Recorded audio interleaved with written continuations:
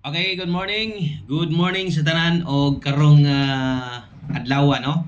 So maghatag-tag para pagdok last to sad May 21 day ta karon. Welcome diri sa atong channel. Boskoy di ay no og untag makadaog ta. Sige doble ang mga resulta no 3D atong basihan yon. So nag-slide sad ang ato ang mga lasto. So karon sa mga muuban na sad og utro sa mga musalig o sa mga gustong mutayag dinagko bagdok lasto bagdok ta karon no kita man yung gahapon atong gibabagdokan sa inyo pingis lang gyud gagmay ra gyud kaayoy biya sa to ang mga lasto. So nana sa tay upat ka lasto bagdukan karon o good luck kutob sa mga hilig sa mga kusog mo taya og lasto diha 1757.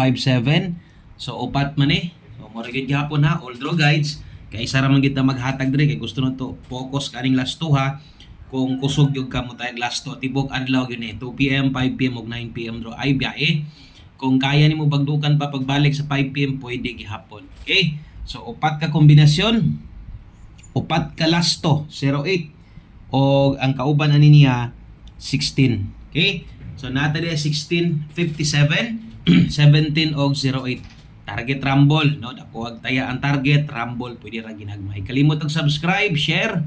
Salamat kaayo, maayong adlaw sa tanan. Good luck o bye-bye.